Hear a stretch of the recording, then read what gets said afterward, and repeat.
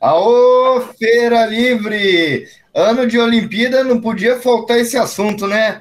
Quem vem hoje pra cá? Pode crer, pode crer. Ano de Olimpíadas, a gente trouxe o cara que manja muito, apresentador, manja tudo de esporte, tava até com a Bíblia dos esportes aqui conversando com a gente. Lucas Kenji, seja bem-vindo! Oi, gente, tudo bem? Prazer estar aqui com vocês, obrigado pelo convite. Prazer falar também sobre esporte, sempre. Boa, boa. E também, esportista, a gente teve que trazer o esportista aqui do Feira Livre, ele que já fundou um time de rugby, esportista nato, o esporte tá na veia. Bruno Garwood, seja bem-vindo! Obrigado, gente. Eu não sou um esportista nato, sou muito ruim nos esportes, na verdade, mas em um ou outro eu gostei e até que foi ok. Mas no geral eu sou bem ruim nos esportes. Eu era aquele cara na escola que era o último a ser chamado pro time de futebol, sabe? Que tinha escolha. Aí você fica esperando lá e você era o último a ser chamado, era eu. Depois era o Max. Depois logo atrás o Renato, né? Lá na faculdade, lá tinha esse negócio, tinha assim, o Intersalas, que era, pegava cada sala, os melhores, fazia um time, e tinha eu esqueci o nome, que era tipo uma série B, que só podia ir os caras ruins.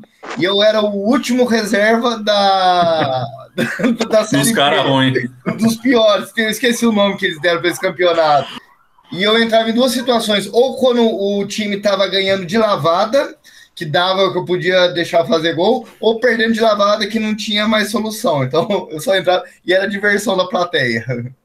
Ô Lucas, você é esportista ou você é só da comunicação mesmo? Cara, é uma demanda que eu tenho própria mesmo, porque eu acredito que o esporte, eu inclusive comecei a trabalhar mais com essa parte, que eu sempre adorei, mas no começo da carreira fui indo para outros cantos, mas falei, não, gosto de esporte, quero fazer coisas sobre esporte, mas não pratico, só que eu acho que esporte é essencial, né, para saúde, é uma das grandes ferramentas nossas de sociedade, como de educação e como saúde, mas não pratico, né, então a única coisa que eu faço mesmo, principalmente agora nesse meio de pandemia, é caminhada, corrida e tal, mas prática assim mesmo de algum jogo, assim, vamos dizer assim, né? Uma coisa coletiva, faz tempo que não rola, só aquelas peladinhas de final de ano de firma, viu?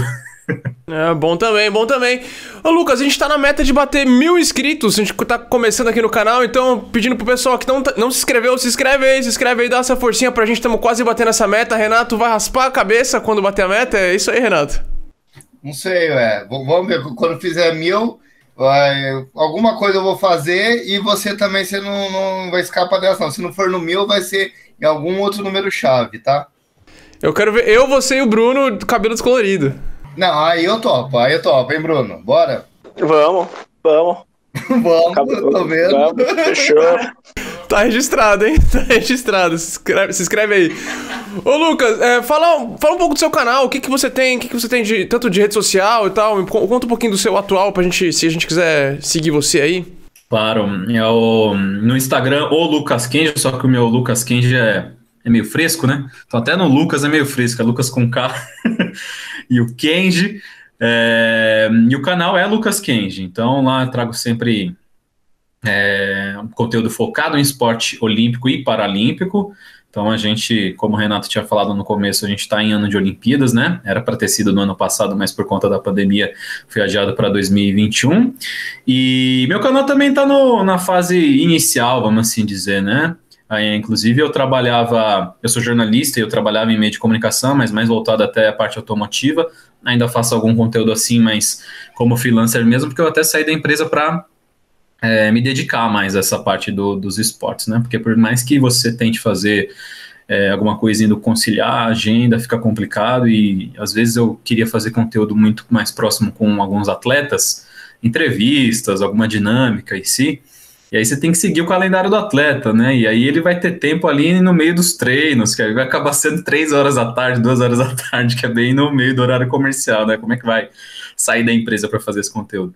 Enfim, aí eu decidi me dedicar mais a isso e tô aí, e agora é o ano mais importante, né, dessa cobertura, Tóquio 2021, né, pelo ano, mas o evento ainda é considerado Tóquio 2020. Mas aí para quem gosta já de esporte, já deixo aí o convite para se inscrever no canal e também nas redes sociais, Instagram principalmente. Que mês começa as Olimpíadas? Julho, dia 23 de julho, a cerimônia de abertura.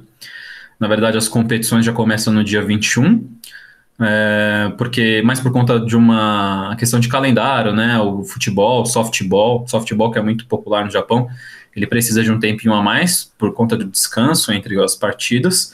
Mas então as competições começam no dia 21 de julho, a cerimônia de abertura no dia 23 de julho e o término, a cerimônia de encerramento, no dia 8 de agosto.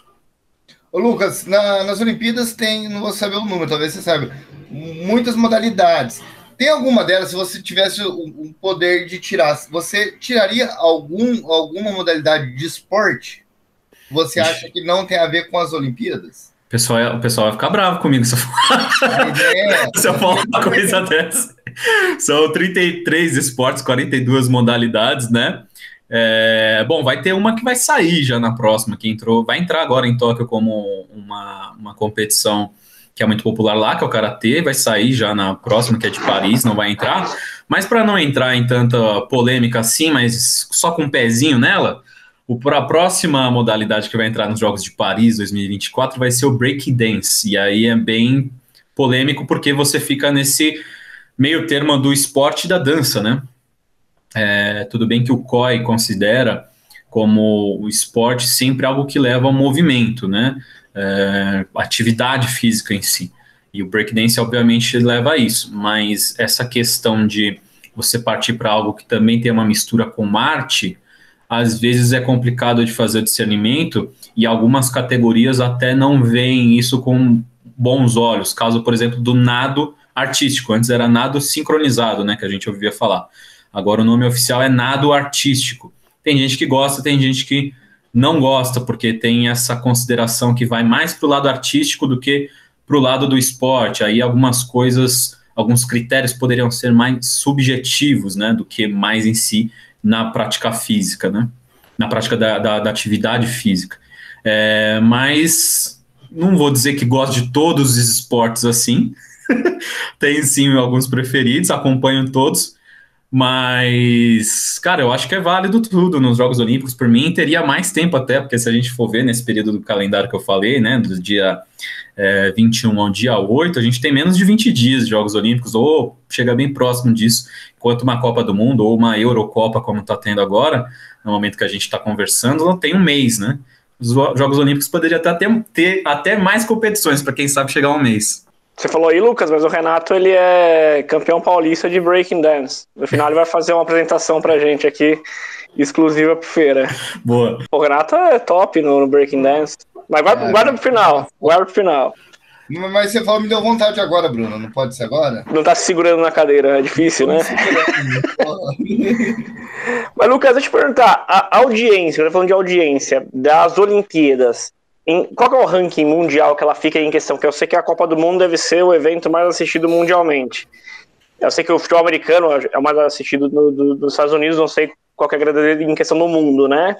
Mas as Olimpíadas, qual que é esse peso dela em questão de realmente de movimentar o mundo para ver ela? Então, sempre tá num páreo duro entre Olimpíadas e Copa do Mundo. Meio que vai tendo uma distribuição de liderança assim, conforme os últimos eventos. As Olimpíadas de Pequim 2008 foram na China, né? Então teve um apelo muito forte. Lá já é um país muito populoso e eles queriam muito mostrar o poder da China perante os outros países. Então já foi uma Olimpíada com uma grande audiência e tem sido assim, inclusive, nas demais. Porém, o COI ele tem uma... E aí, quando eu falo COI, tá, gente? É sempre o Comitê Olímpico Internacional que faz a gerência dos Jogos Olímpicos.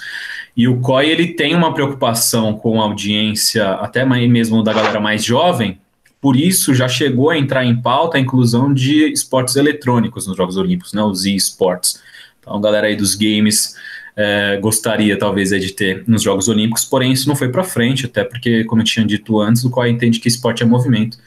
E em alguns games mais violentos, vamos assim dizer, de tiro e tal, o presidente até do COI, ele falava, pô, como é que eu vou colocar aí numa competição com sangue descendo na tela, sendo que os valores dos Jogos Olímpicos é a união dos povos, é algo mais em torno da paz, é parar com as guerras, enfim.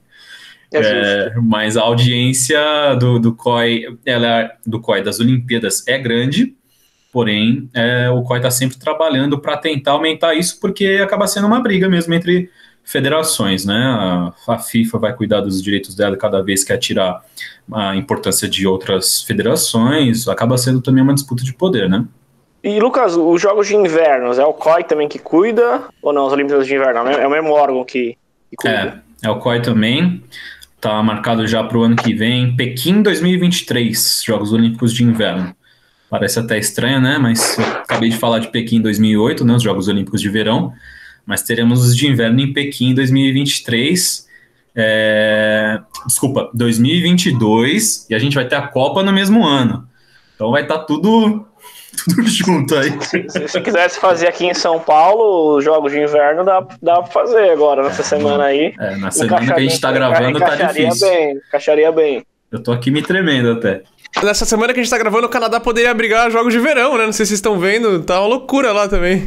Eu não vi, tá calor lá? Tá, 50 graus, cara. Tem lugar de 50 graus no Canadá. Tá? Tem gente morrendo, cara. Doideira. A gente morreu no Canadá de calor. Que loucura, cara. Quem diria?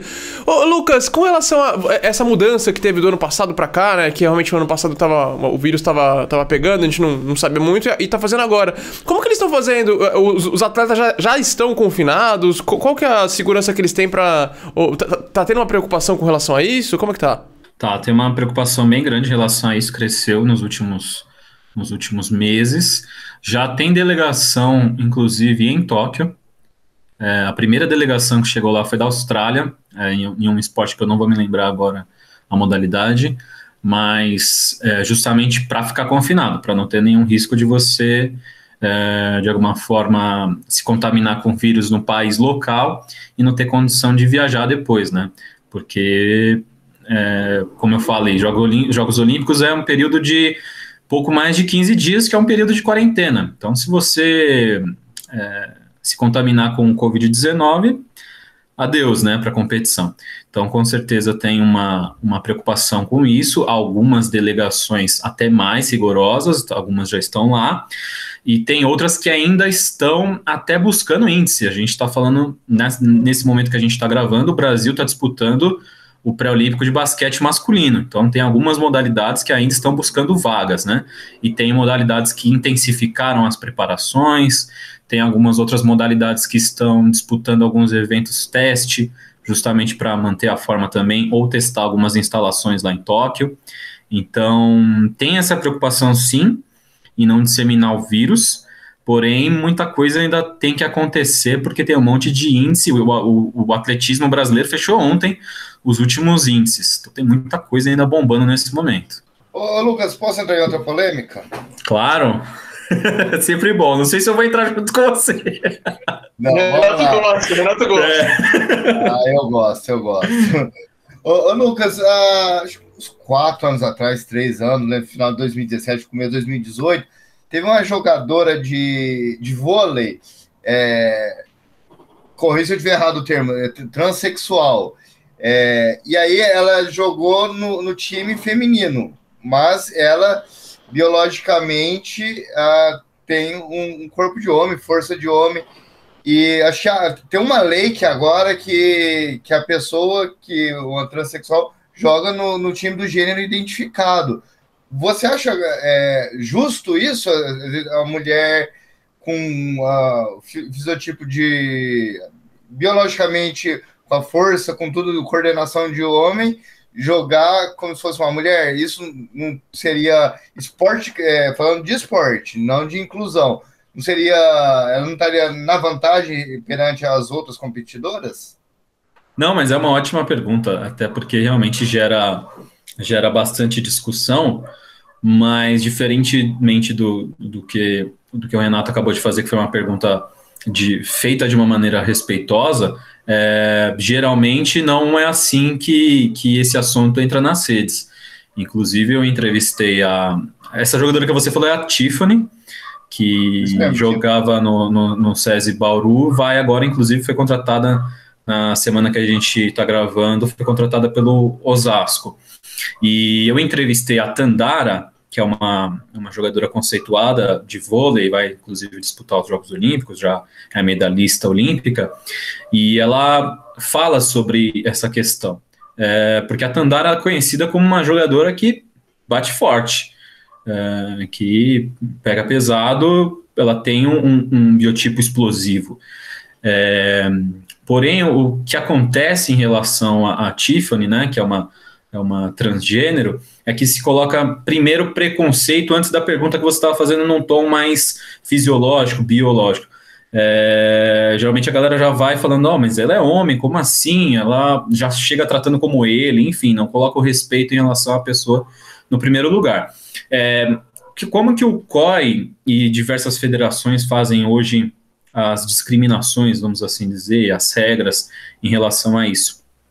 Eles colocam como ponto de parâmetro o nível de hormônio, então o nível de testosterona que você tem. O que eu acho é que poderia haver mais parâmetros, outros tipos de estudos, de análises para chegar a uma conclusão. Só que hoje a Tiffany respeita todas as análises, inclusive ela tem que passar por testes com muito mais frequência do que outras jogadoras.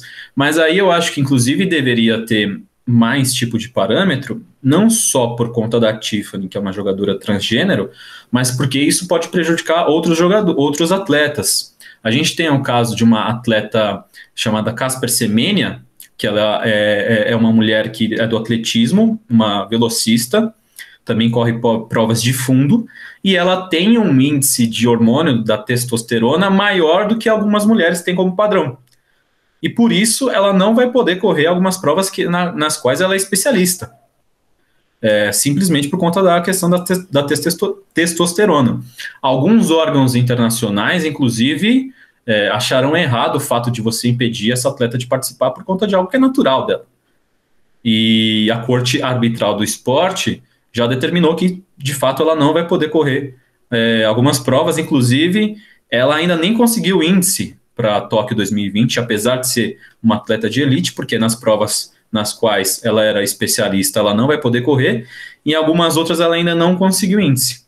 Talvez nem consiga entrar para Tóquio, sendo que é algo natural dela. Então, eu acho que essa questão de transgêneros participar, eu acho que mais do que essa parte da inclusão, tem que ter o respeito, e a Tiffany, ela acaba, aliás, não só a Tiffany, mas acaba se colocando muito negócio da força em cima disso, mas a Tiffany, por outro lado, ela pode talvez atacar mais forte, mas ela não tem capacidade muitas vezes de aguentar um jogo inteiro, porque o corpo dela já mudou muito, o corpo dela já é totalmente diferente, então ela tem um desgaste muito maior do que outras atletas. E muitas atletas falam que a Tandara, mesmo que eu tinha citado antes, bate mais forte do que a Tiffany. Então essa questão da força, e no vôlei mesmo, que você joga uma de um lado da quadra, né, outra do outro, não tem contato, é até mais difícil de você dizer alguma coisa.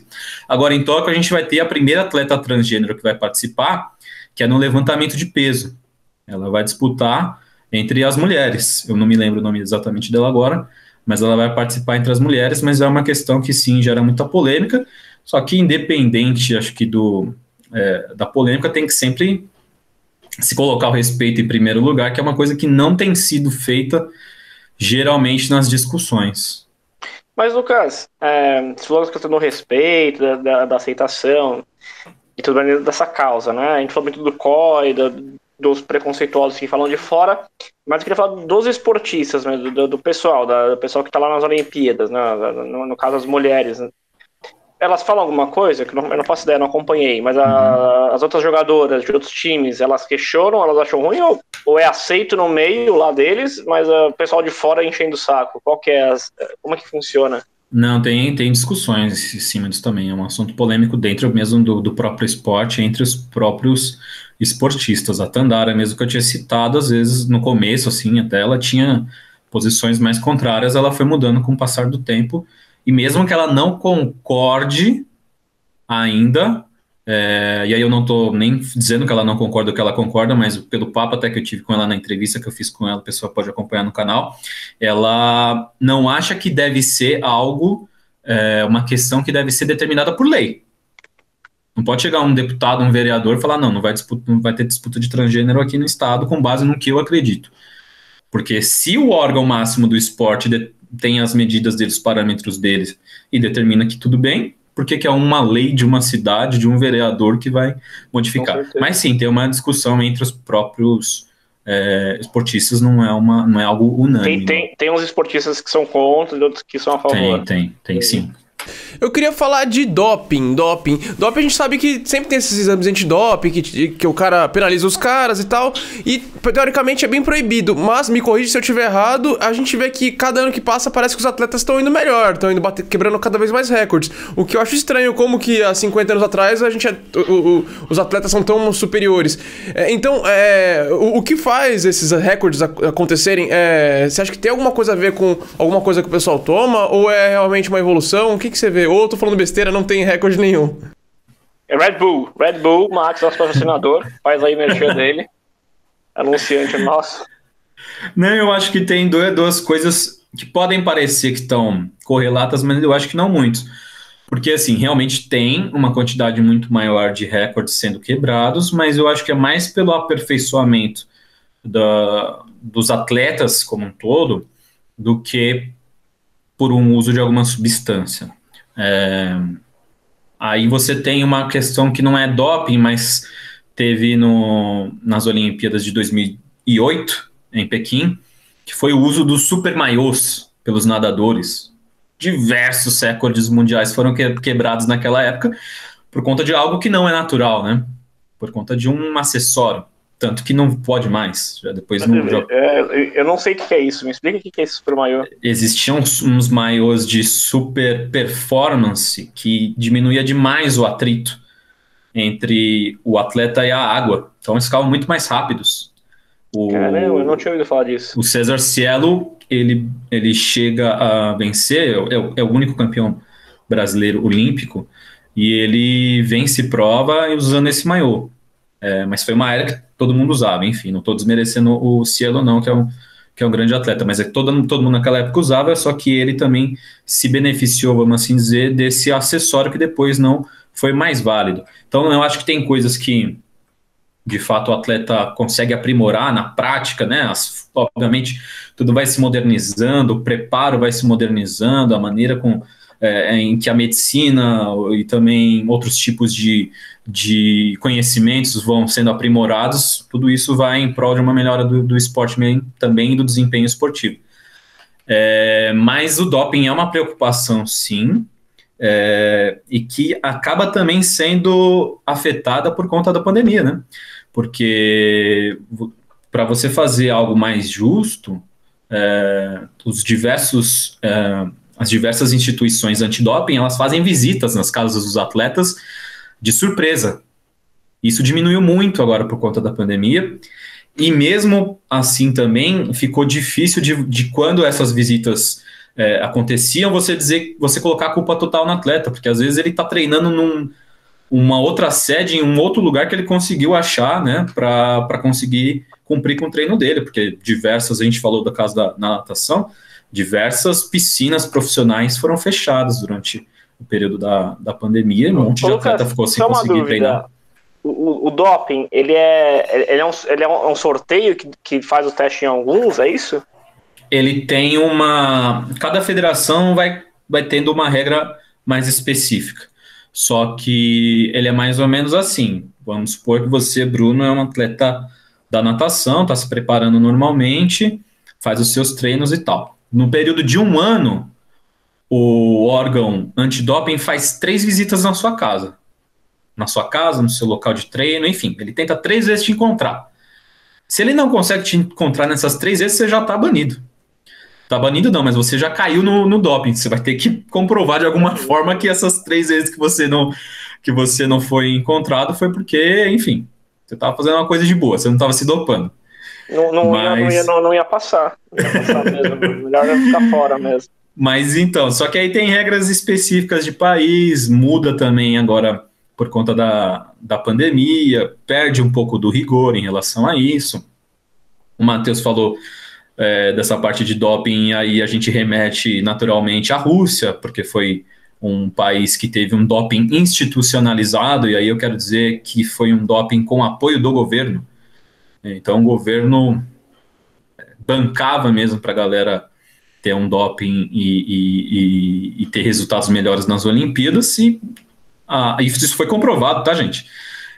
E tem até o documentário legal, não sei se está nesse momento, mas estava na Netflix, chama Ícaro. É um documentário que fala sobre isso. E tanto que vocês vão ver nos Jogos Olímpicos que a Rússia não vai estar ali representada como Rússia, vai estar Comitê Olímpico da Rússia. Quando um atleta russo ganhar uma competição, não vai subir a bandeira da Rússia, ele não vai cantar o hino. É por conta disso, da punição que a Rússia recebeu. Só que foi uma punição meio branda, porque é só isso que eu falei que vai acontecer. Só não toca o hino. Não mudou muita coisa, assim. Eles vão estar lá, vai tocar o hino, vai subir bandeira, mas as cores da Rússia vão estar lá, enfim. Ficou meio que por isso mesmo, e a Rússia é uma potência olímpica. Mas no doping ainda, né? A gente tem o Lance Armstrong, que foi o ciclista lá que usou e abusou, né? Acho que foi mais famoso nesse caso de doping que teve, e tem muitos que usam, né? E no passado era muito mais comum, é que eu não sei em que momento que entrou o antidoping, se hoje em dia o antidoping é muito mais forte do que era antigamente, se hoje testa todo mundo e antigamente não testava, mas como é que era? Antigamente era muita gente que realmente usava alguma substância para ter mais performance, e hoje em dia você acha que é menos, ou é a mesma coisa?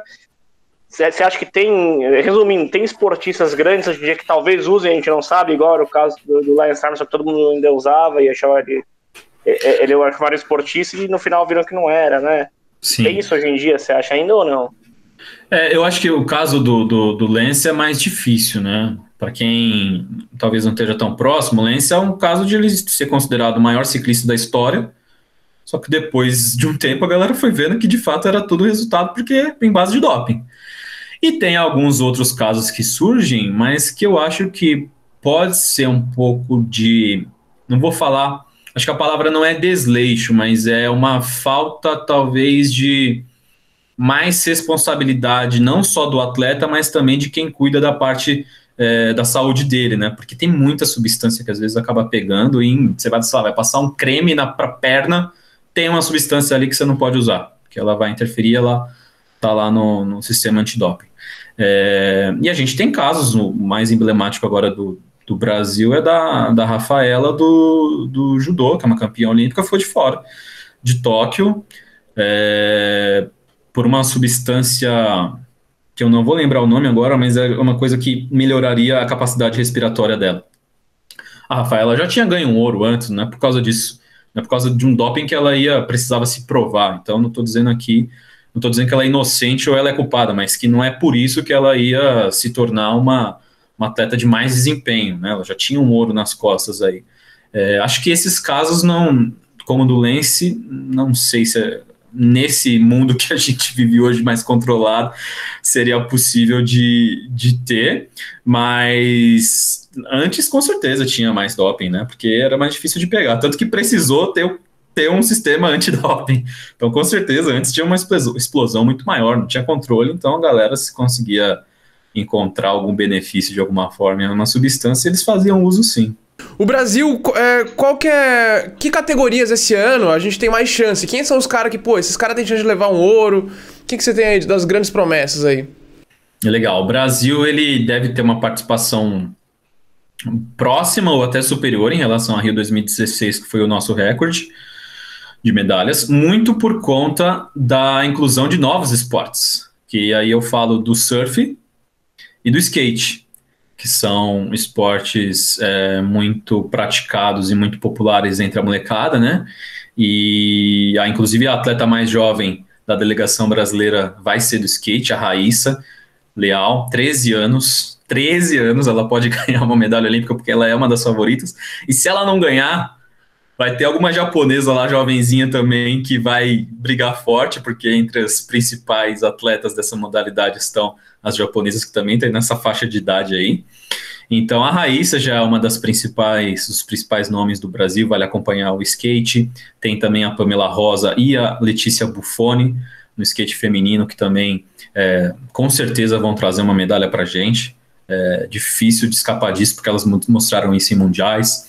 Eu citei o surf, a gente tem o Gabriel Medina, que está possivelmente na melhor fase da carreira dele, ele já é bicampeão mundial do circuito mundial de skate, de surf, perdão.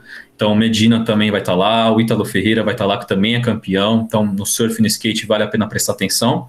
A gente tem esportes que já são mais tradicionais, né, que a gente vê o Brasil tem um resultado melhor, como a vela, que tem a dupla da Martini e da Caína Kunzel, que devem também, Caína Kunze, desculpa, que também devem brigar bem por medalha. O vôlei é tradicional e vai brigar tranquilamente também, mais no masculino até do que no feminino, para ganhar medalha. No vôlei de praia, o Brasil também vai brigar. Algumas medalhas devem surgir em alguns esportes individuais. A natação geralmente traz alguma coisa. E a gente tem o Bruno Fratos, que vale prestar atenção também. Ele nada na prova mais nobre da natação, que é a mais veloz. Talvez ele não consiga uma medalha de ouro, porque tem um fenômeno chamado Caleb Dressel, ele é americano, que se alguma coisa muito diferente acontecer, ele deve ficar com ouro. Mas o Brasil tem algumas possibilidades, tá aí na casa de uns 5, 6, 7 ouros, deve conquistar aí. E medalhas totais eu ficaria na base de uns 20 a 25, mais ou menos. Quantos ouros, em de comparação, quantos ouros leva os Estados Unidos e agora a Federação Esportiva da Rússia, que são os campeões aí, a China também acho que é forte, né? Mas qual que é a diferença nossa, para eles poderem entender? Eu não faço ideia. Olha, o pior que eu vi hoje, tava fresco na minha cabeça e me fugiu agora dos Estados Unidos, mas chega próximo, em medalha de ouro, chega próximo de 100. Estados Unidos que vai brigar lá em cima, tá? Topo mesmo da cadeia Estados Unidos. A China teve uma participação um pouco mais fraca na Rio 2016 e ficou em terceiro no ranking geral. Porque é que assim, gente, o quadro de medalhas ele é subjetivo, tá? Ele não é algo oficial, não existe um vencedor das Olimpíadas. Os Estados Unidos ganhou as Olimpíadas, não. E é subjetivo. E nessa subjetividade, o pessoal coloca as medalhas de ouro como mais importantes do que as medalhas gerais, algo que eu discordo. Mas a Grã-Bretanha ficou em segundo no ranking da Rio 2016 porque teve um ouro a mais sobre a China, mas a China teve mais medalhas totais. Então a gente tem aí nesse top os Estados Unidos, a China, Grã-Bretanha, Rússia, e aí alguma outra nacionalidade europeia deve entrar. Alemanha, Holanda vem crescendo também, vai ficar mais ou menos nessas. Mas aí é coisa assim, dos Estados Unidos ter 90 medalhas de ouro, o segundo colocado vem com 80, 70 e pouco. E Lucas, falando em questão de remuneração, o Brasil, os esportistas, não futebol, acho que vôlei também tá aqui, eu sei que tem uma remuneração melhor aqui, mas os esportes mais side B, assim, nas Olimpíadas, o esportista brasileiro, ele é muito menos remunerado que nesses países que ganham mais medalhas, que são de primeira nas Olimpíadas, muito discrepante. Muito discrepante. Isso é patrocínio? O problema é o patrocínio, ou é o incentivo do governo, ou é quem assiste? Onde é que está o problema? Se o Brasil quiser ser realmente uma potência olímpica, onde é que está o problema? O problema acho que está na educação. Não existe potência olímpica que não tenha uma educação de qualidade.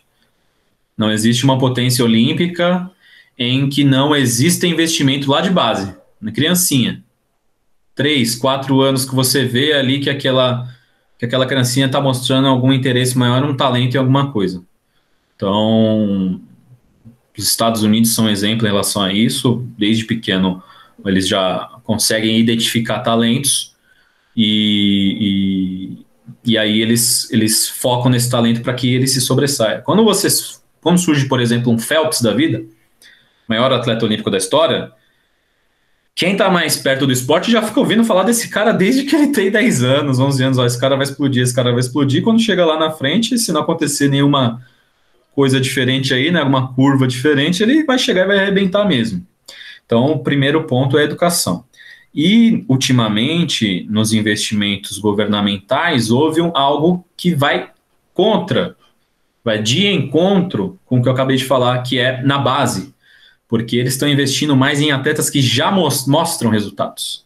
Então, se você ganha uma medalha, se você tem alguma representatividade em algum esporte, aí sim que você ganha dinheiro do governo. Agora, se você chegar lá, como é que você chega se você não tiver investimento antes da base? Então esse é um problema que a gente está enfrentando. Tem atletas que são muito dependentes de ajudas de bolsas governamentais, e porque patrocínio geralmente só chega quando o atleta está estourando, mas é aquela história, né? Como é que ele vai estourar se ele não teve um desenvolvimento patrocinado antes? Mas, Lucas, deixa eu fazer um contraponto agora, vai, com que eu percebo, talvez possa estar muito errado. Mas nos países onde esses esportistas são muito bem remunerados, se ganha-se muito, tem muita influência dos pais patrocinarem isso em busca de uma conquista financeira. O que aqui no Brasil, tirando o futebol e os esportes aí de primeira, acho que o futebol, Fórmula 1, sei lá o que seria, mas mais futebol, não se dá muita atenção dos pais porque não ganha esse dinheiro. Então quem tá lá nesse meio mesmo é que realmente quis estar lá nesse meio, não foi enfiado lá nesse meio, né, pelos pais, porque quer ganhar dinheiro. Ninguém vai botar um filho para ser, sei lá, fazer arremesso de peso ou sozinho em vara, porque eu quero que meu filho ganhe muito dinheiro, vai ser isso. Mas em outros países acontece isso. Eu até tenho o caso do André Agassi, do tenista, que eu li o livro dele, foi um dos poucos livros que eu li na vida. Ele começa o livro falando que ele odiava tênis, né? E realmente ele foi lá jogado no tênis, se sobressaiu, mas não era uma coisa que ele gostava. Então não é um pouco prejudicial também esse país de primeiro mundo, onde realmente a educação da base está trabalhando lá a criança, sabendo que no futuro esse esporte vai ser muito valorizado financeiramente, também não joga muita criança, muito jovem nesse meio do esporte, que às vezes nem quer estar lá, mas os pais colocam ele lá, e talvez no Brasil, que realmente não tem esse incentivo financeiro, quem está lá quer realmente estar lá? Ou tô falando besteira, não sei. Não, eu acho que é um recorte. É que a realidade mesmo dos Estados Unidos é muito diferente da nossa, né? A gente está falando de um país que já tem uma cultura esportiva. O Brasil não tem cultura de esporte. E é por isso, inclusive, que eu também decidi criar o canal. Tentar criar uma cultura multiesportiva. A gente tem cultura de futebol. A gente tem resultados expressivos no vôlei, a gente tem um público que gosta de vôlei, tem um público que gosta de basquete e de algumas outras modalidades. Mas cultura, você entrar em qualquer canal agora de esporte vai estar passando futebol. Não vai estar passando outra coisa.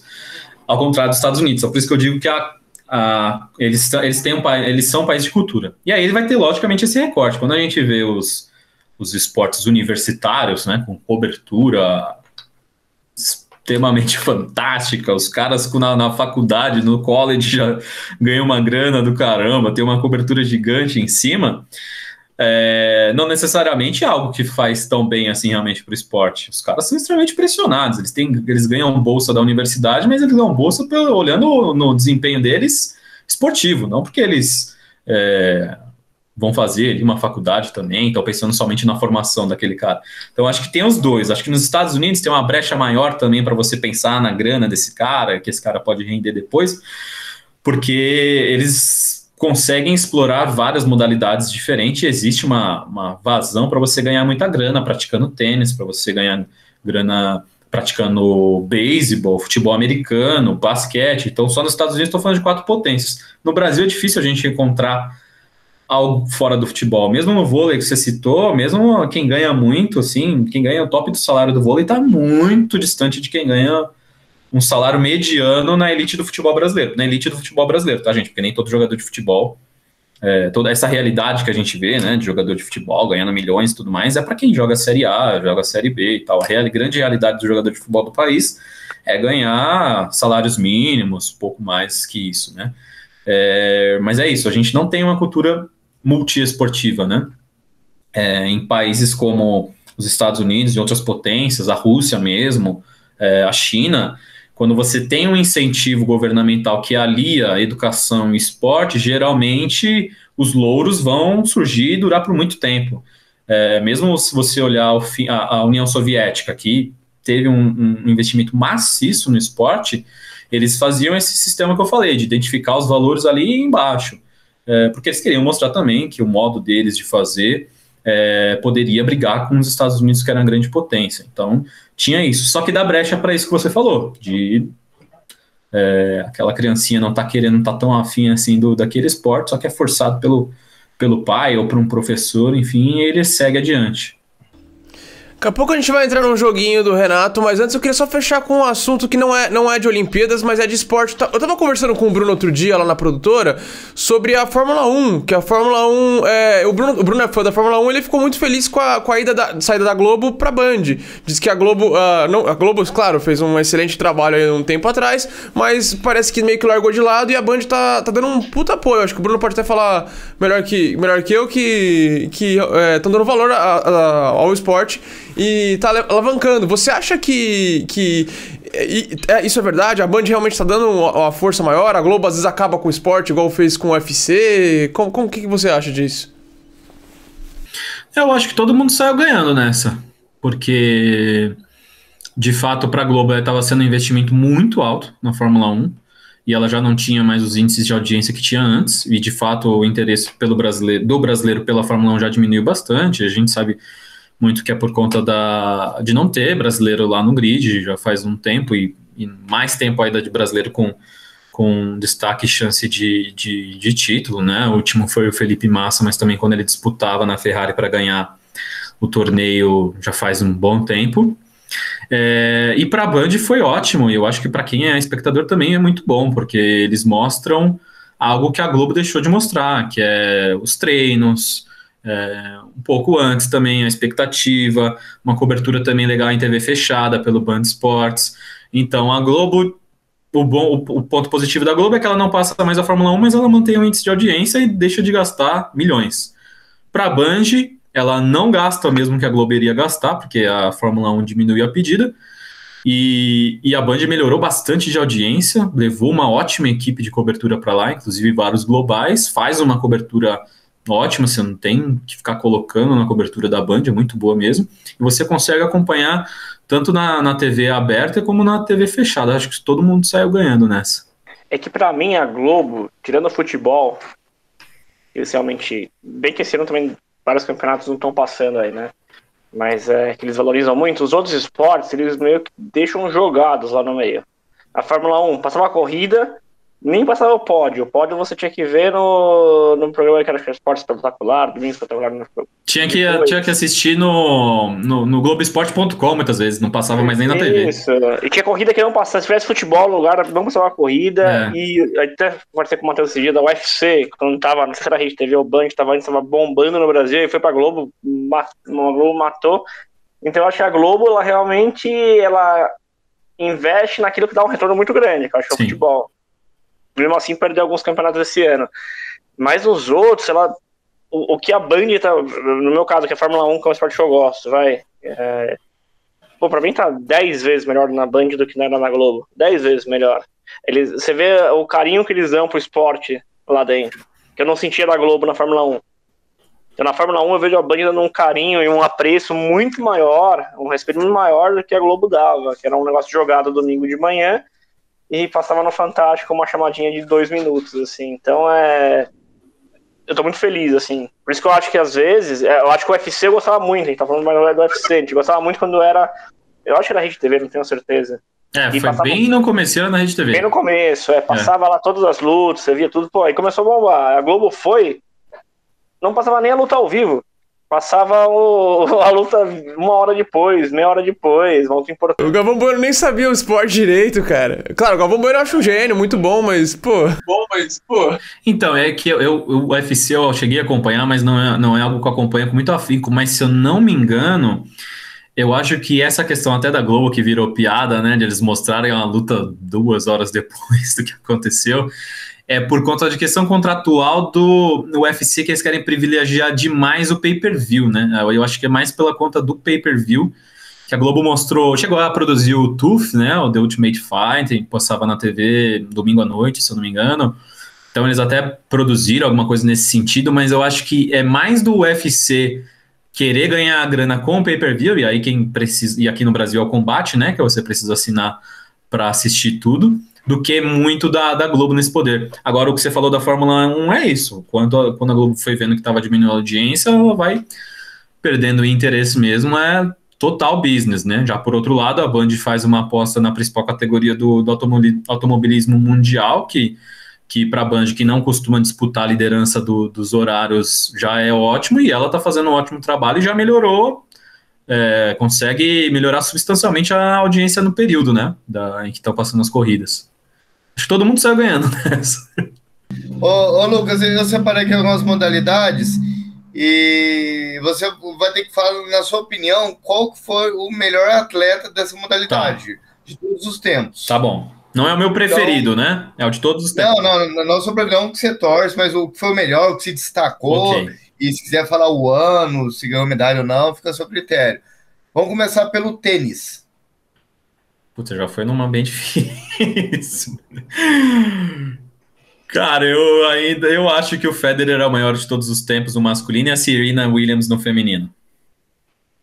E o bom é que a nossa geração consegue acompanhar ambos ainda em atividade. Lógico que eles diminuem bastante a carga, né, de participação nas principais competições. Nenhum deles vai estar lá em Tóquio, inclusive. Mas eu acho que esses dois aí são os melhores de todos os tempos. O Brasil, ele é fraco no tênis? Não faz parte muito da nossa cultura, né? A gente teve dois nomes que tiveram resultados extra-série, a Maria Esther Bueno, isso aí muito antes, né? Mas bem para trás mesmo, década de 50 e tudo mais, 60 depois, e mais recentemente o Guga, só que o nosso mais recentemente é lá na década de 90, década de 2000, né? Então é um esporte que a gente não tem muita força culturalmente. Eu, inclusive, fiz uma viagem faz até um tempo, tal. Fui para a Argentina, trabalho em Buenos Aires, sobrevoando, eu fiquei olhando, caramba, como tem quadra de tênis espalhada pela cidade, que é algo que a gente não vê aqui, né? Então acaba sendo uma modalidade um pouco mais elitista no Brasil, não só no Brasil, em vários outros lugares, mas o reflexo acaba sendo mais forte no Brasil, então a gente tem menos talentos à mostra. Isso é verdade, não é tão comum em escola ter quadra. É, bem difícil. É mais lugares de alto nível, classe média alta para cima. E natação? Natação maior de todos os tempos é o Michael Phelps, maior atleta olímpico de todos os tempos, pelo menos em termos de medalhas, mas ele acaba sendo muito acima realmente, né? A capacidade que ele teve também, teve idas e voltas na carreira, conseguiu voltar, e no começo muito bem, depois quando voltou foi muito bem também, então o Michael Phelps disparado nesse caso. Ô Renatão, ele gosta de um bong, hein, cara? E mesmo assim ganha tudo, vai entender. É... E futebol? O Brasil não ganha bastante futebol, mas ele ainda é meio fraco nas Olimpíadas. Qual que é o jogador que mais se destacou de futebol? Nas Olimpíadas? É. Cara, é difícil porque no futebol... Diga, Matheus. Podia falar nas Olimpíadas e também falar fora das Olimpíadas. Quem que você acha o melhor de todos? Quero saber. Então, é que nas Olimpíadas é difícil porque a gente tem a questão da limitação da idade, né? Então, nas Olimpíadas só podem participar atletas de até 23 anos, e aí existe uma pequena cota para atletas acima desse limite. E agora, inclusive, por conta do adiamento das Olimpíadas para 2021, o COI deu uma brechinha aí para participarem atletas de até 24 anos. Então, muda muito a geração, né? Você não tem um atleta que volta e vai e ganha de novo, um atleta que volta, vai e ganha de novo. Então, no futebol é meio difícil para dizer. No começo, bem no começo mesmo, tá? Falando no começo do século passado, 1900, coisa assim, as Olimpíadas no futebol eram um esporte que não tinha limitação de idade, porém era um esporte tido como amador, né? Você só podia participar das Olimpíadas se você fosse um atleta amador, você não poderia ser profissional, não poderia estar em uma federação e nada mais que isso, não poderia receber de fato de uma federação para disputar. Mas aí eu não vou conseguir pegar dessa galera aí quais são os principais. Então, agora, o Matheus falou, o melhor jogador de futebol de todos os tempos, esquece das Olimpíadas. Tá, só um parênteses, eu falei do masculino que tem essa limitação de idade, coisa que não tem no feminino. Então no feminino eu considero a Wambach, que é uma americana, e aí os Estados Unidos é uma potência no futebol feminino, para mim ela é a maior atleta olímpica no futebol feminino. Mas como um todo, no futebol masculino, não tem outro, Pelé disparado, ninguém chega nem perto, e a Marta no feminino, e aí sem bairrismo, tá, pessoal? Mas 6 vezes eleita a melhor do mundo, a Marta, acho que é a melhor de todos os tempos, e o Pelé não tem nem índice para ele, todos os números, tudo que tiver aí, o cara arrebenta. Exatamente. Ô, Lucas, mas os números do Pelé, se comparar com o Cristiano Ronaldo e o Messi, os caras não são superiores? Não, eu posso estar falando besteira, não sei, mas os caras ganham tudo, faz hat-trick todo jogo que aparece. Não, em clubes vai aparecer até muita coisa, porque também mudou muito, né? A quantidade de jogos aumentou demais. Não só jogos nos clubes, nos jogos das seleções também. Se você vê o índice aí do Cristiano Ronaldo também de participações por Portugal, é um índice altíssimo. O Cristiano Ronaldo tornou-se agora o jogador com maior quantidade de gols por seleções de todos os tempos. Então já é algo a ser celebrado, né? E o Messi também conquista números maravilhosos temporada atrás de temporada. Teve uma temporada aí que ele fez 91 gols em uma temporada só. Isso é absurdo, né?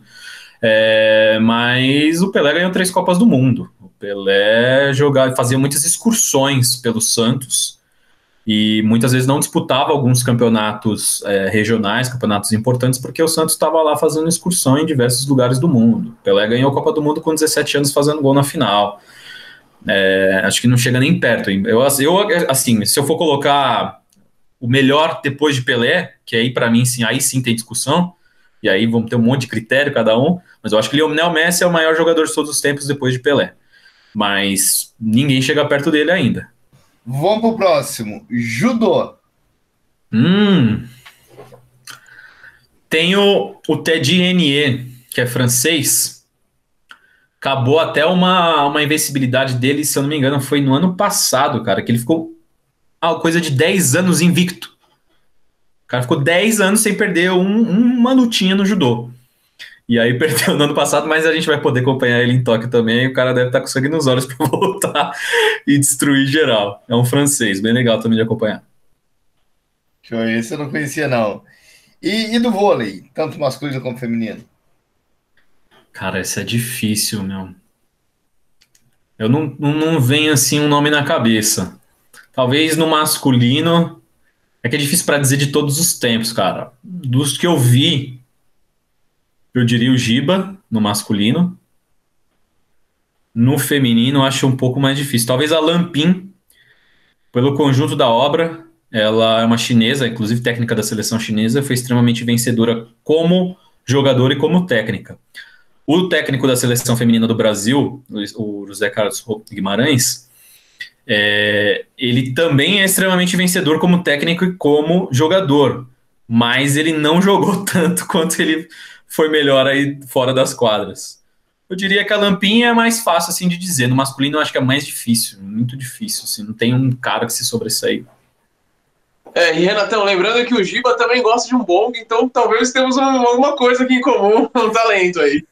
Mas o Giba, ele é um dos famosos casos que a gente tem que separar o desempenho que ele teve em quadra com o desempenho que ele tem fora das quadras, porque geralmente ele tem posições que são bem contrárias ao que o esporte prega. Então sempre é bom em alguns casos fazer uns parênteses, e o do Giba eu faço. O Giba na quadra é uma coisa, o Giba fora da quadra é outra coisa. E eu vou falando do meu esporte favorito aqui, não sei se você vai conhecer, golfe.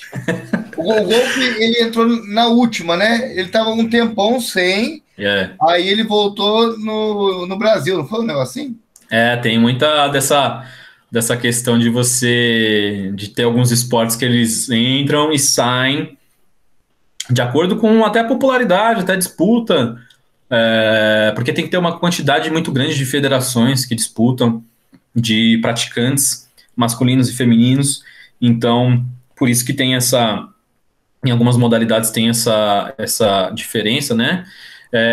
Mas o nome que vem na minha cabeça é do Tiger Woods. Eu não sou um grande conhecedor do golfe. O nome que aparece na minha cabeça é dele, que teve até um acidente bem grave nesse ano. Mas é o nome que vem na minha cabeça, Tiger Woods. Qual acidente que teve? Cara, teve um acidente daí que o cara quase foi pro Beleléu. Eu não fiquei sabendo, não? Pois dê uma procurada aí, gente. Dê uma procurada aí do Tiger Woods. Não sei nem como é que tá o estado dele agora, viu? Vou até dar uma procurada, porque faz tempo que também aconteceu, foi nesse ano, mas faz um tempinho que aconteceu, vou até dar uma olhada aqui, dar uma pesquisada aí, gente. Eu sou muito fã dele, às vezes fico vendo uns vídeos, ele faz umas coisas umas tacadas assim, que é surreal, com vento, com chuva, às vezes ele acerta 200 jardas de distância, faz um albatroz, hole one.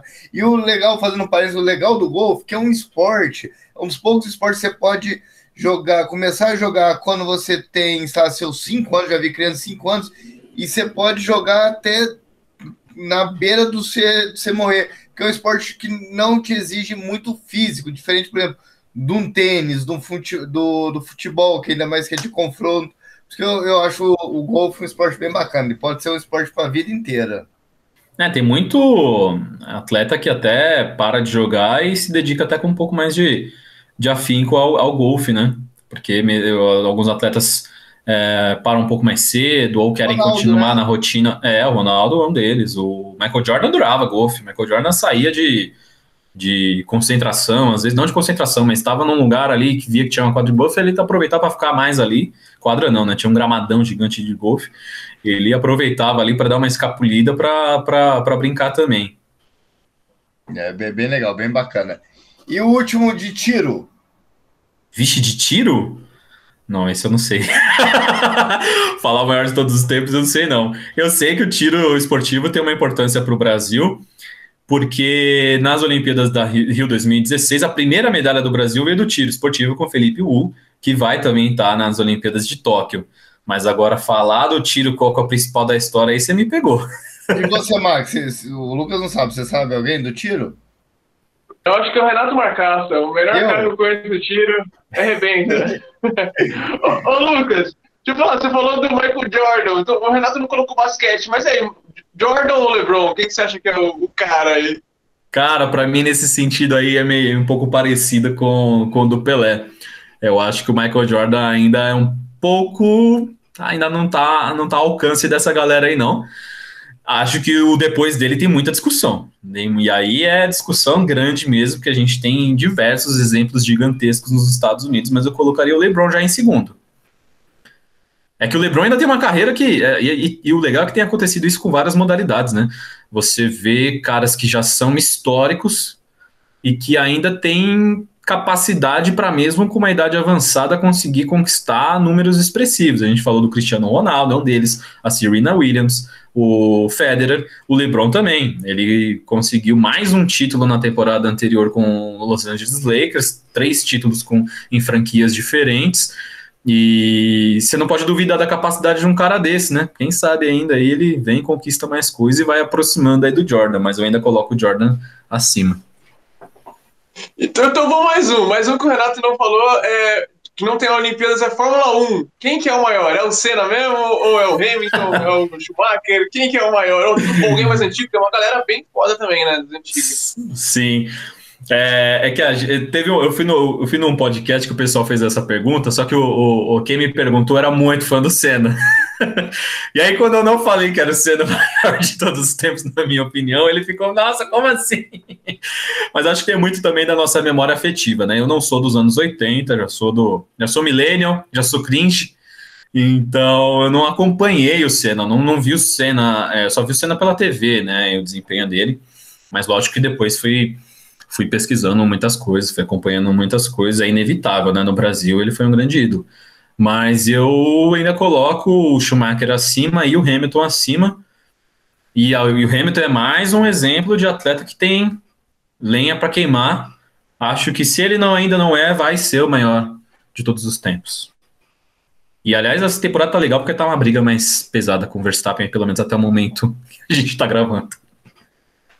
Essa temporada tá boa. Vamos ver se ele leva mais uma, ia ser uma lavada aí. Lucas, ficamos por aqui. Você quer deixar um recado final? Você quer deixar... Acho que o pessoal já seguiu você lá no começo, mas você quer deixar um alôzinho final aí? Não, eu agradeço demais pelo convite. Espero que a galera consiga acompanhar mais aí os Jogos Olímpicos com um pouco mais de interesse também nesse período agora. Vai ser bem legal. Então, só para lembrar, começa em julho, vai até começo de agosto. Depois a gente tem os Paralímpicos em setembro. Então vale a pena acompanhar também. E o Brasil é uma potência no esporte paralímpico, então para quem gosta de acompanhar o Brasil com um pouco mais de chance de vencer, vale a pena acompanhar o Paralímpico. E para acompanhar tudo isso com uma pitada aí de mais curiosidades, mais análises, enfim, só chegar lá no canal Lucas Kenji, nas redes também, Instagram, TikTok, por aí vai. Show de bola. Muito obrigado a você que tá até agora. Se inscreve aí no canal. Terça que vem estamos com vídeos novos, mas todo dia praticamente, né, Renatão? A gente tá nessa meta de bater 1000 inscritos. Tá tendo vídeo pra caramba aqui. A gente Quase todo dia tem vídeo novo. Tá uma doideira, Lucas. Muito obrigado, Renatão. Salve, salve. Obrigado por você estar até agora. Falou. Valeu.